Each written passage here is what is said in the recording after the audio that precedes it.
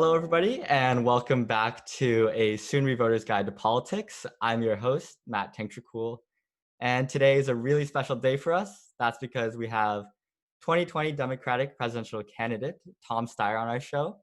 We'll be covering tip number 5, young voter engagement. And Mr. Steyer, it's such a great pleasure to have you on the show today. Matt, it's great to be with you. Please call Perfect. me Tom. I know Oh, sometimes it can be hard yeah. for younger people to call people my age by their first name, but I assure you, in California, we're very comfortable with it. Sure, yeah. And I mean, we've seen you a lot on television for the previously on the Democratic presidential primaries. So how have you been since then, and what have you been up to? Well, I stopped running at the end of February, and I've been doing a number of things since then.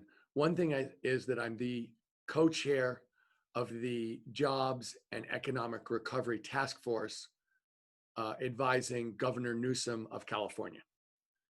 I started 8 years ago a youth-oriented voter mobilization effort called Next Gen America. That's the largest youth voter mobilization in American history. And that is ongoing, of course, leading up to the November elections. And so other people are really leading that, but I started it and I'm still involved. And so I'm trying to make sure I understand what's going on and talk to them, almost every day. And I have been working with the Biden campaign in terms of trying to organize the environmental community and the environmental justice community and the climate community to come together to support the vice president in his run for the presidency, and also to advocate for the kinds of progressive policies that those communities pulled together really represent, and to let both them understand how progressive the vice president really is and give him some exposure to their concerns, so that if there's something, so that they can hear where he's coming from and he can hear where they're coming from. I'm doing a couple other things specifically about organizing for November 3rd, for the election, the national election on November 3rd. But it's between now and then, between the task force and trying to work with the Biden campaign and our organizing young people in what will be the biggest youth voter mobilization in American history. I've been pretty busy, Matt. Yeah, it sounds like you've been really busy, and I hope you and your family are staying safe during these times. I'm so glad to have you on the podcast because out of the big pool of candidates that we had this year, I think you and your campaign's agenda really resonated with the topics that young people are passionate about. And as you mentioned, you're still pursuing a lot of these campaigns, things like climate change, gun violence, education affordability. Perhaps can you reiterate why you think it's so important to focus on these issues that pertain to our younger audience? Well, what I felt in my campaign that tied together all of those issues really was a question about justice. And I did talk about all those issues. And I want to say that I also spoke every single day of the campaign about the need for racial justice. Mm-hmm. And I believe I was the only candidate who was calling for reparations for African Americans. And I think what we've seen subsequent to the murder of George Floyd, and what we've seen really in the unrest around that, is that the call from young people for justice, whether it be racial justice or economic justice or environmental justice, is something that I think really knits together the demands of progressive people and of young people. And people under 35 are the biggest generation in American history. You are the most diverse generation in American history. You're the most progressive generation in America. And to the extent that people between 18 and 35 show up at the polls on November 3rd, that is going to be a dramatic voice in terms of transforming America going forward. Yeah, exactly. And as you mentioned, we see a lot of young activists fighting right now, especially in the Black Lives Matter movement. I was wondering what your advice to them is on how they can convert this passion into political change or change in policy. Well, I think, movements in and of themselves can change the framework for decision making. And I think that's happened. We won't know for sure, but I believe that we're seeing, gosh, after 400 years of structural racism, we're seeing at least an awareness of that on a broader basis than is, I believe, ever happened in American history. Yeah. I am a believer in politics. I am a believer in organizing, and first of all, voting yourself, but then organizing, encouraging other people to vote and making it clear why you're voting. And I think, that is how real change happens, is by putting new and different people in with an agenda that they understand and go along with, so that in fact you get change working through the system. That's how democracy is supposed to work.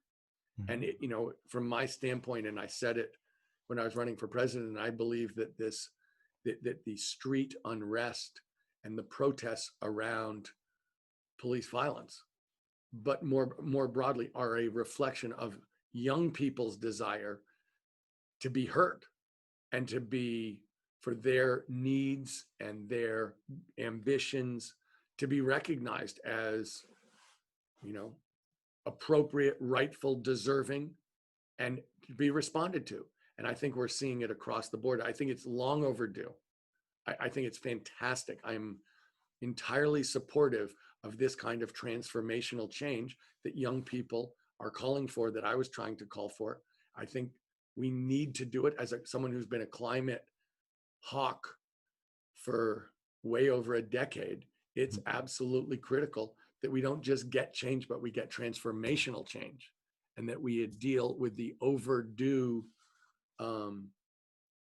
really, needs of our society that are connected, are all about just, some connection around justice and equity for everyone in our society, but, have been stymied for a very long time. Mhm. And I think that much of this change is accredited to organizations that support young people.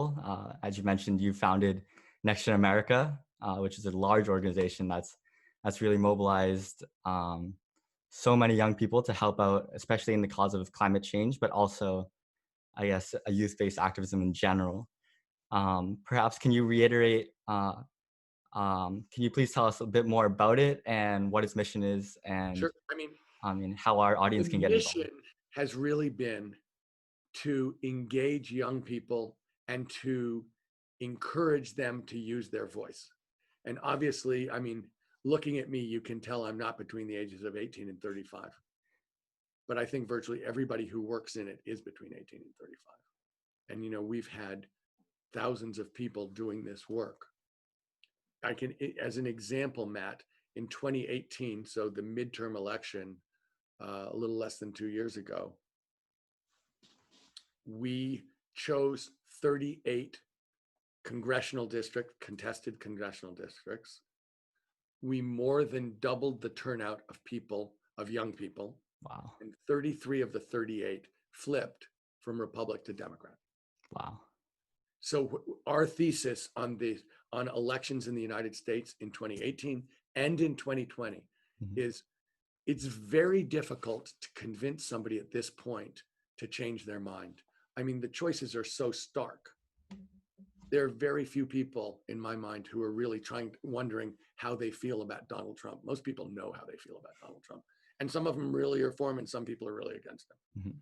But what is true is there are tens of millions of Americans who don't vote, who have strong opinions, and they are disproportionately young. Young people between 18 and 35 vote at half the rate of other American citizens. And our goal is to have a broader, more representative democracy. This is, as I said, the most diverse generation in American history. That means there are a lot more people of color in these generations. And that means that people of color are being underrepresented. So our goal in encouraging people to register, to be engaged, and to show up on election day is really to get the voice and to give back the power to the young people so that you can make decisions equally with everybody else. I believe that will change everything. In 2018, I believe that turnout of young people was the single biggest change in taking back the Congress for Democrats. I believe that to the extent we're looking for transformational change, it's going to come from people under the age of 35. If you look at the street protests, take a look, walk down the street, and I was walking down the street thinking, my gosh, I'm the oldest person here. I'm double the age of most of these people or more. So, I think there is a real there has to be. Young people have to understand how much is at stake for them, but also how much power is in their hands. And that's what we really want, is to encourage young people to come together, to speak up, to show up, and to take, really to force a change that is overdue and that I think will be, it's necessary for the country and for the world. Yeah, it's such a great organization, and for our audience, if you want to get involved or learn more, you can visit Next Gen America's website at nextgenamerica.org, and it's definitely those things that our audience needs to consider to convert all of their passion that they have into creating policy and actionable change.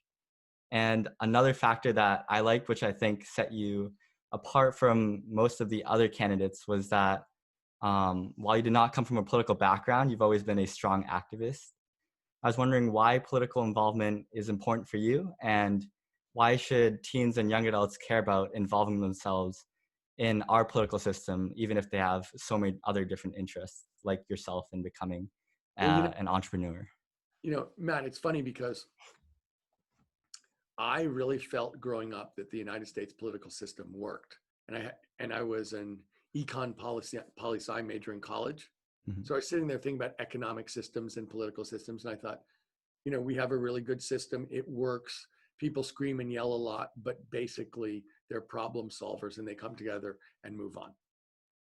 And I started an investment business and have a family. And those two things took up the overwhelming bulk of my time. So I was involved politically. Mm-hmm. But,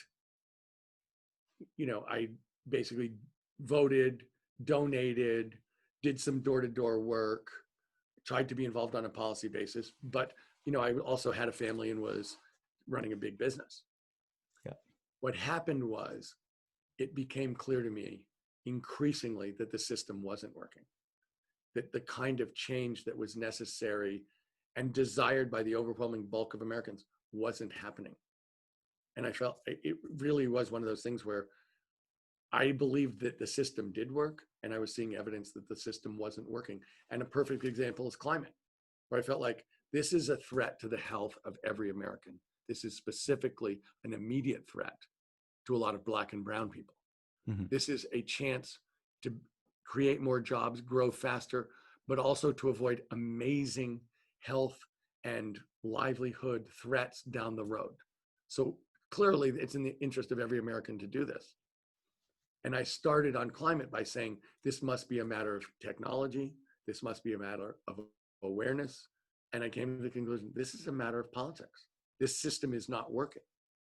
And I became engaged politically more and more around the idea that if it's a win-win-win for the American people, why isn't it happening? Yeah. And then I basically quit my job and walked away from my business to do political activism full time. When you said I didn't have a political career, I didn't have an elective office career, mm-hmm. but I'd worked full time in politics for almost a decade, and more than a decade, seriously, starting with environmental justice and climate and job creation, and then looking more broadly, so that in my campaign, I really did talk every single day about racial justice, because I could look at a system where there was structural racism on its face and people wouldn't talk about it. And I felt like, good grief, this isn't just a problem for African Americans. This is a problem for all Americans that has to be solved by all Americans, so we all can move forward. And until it's solved, none of us can move forward.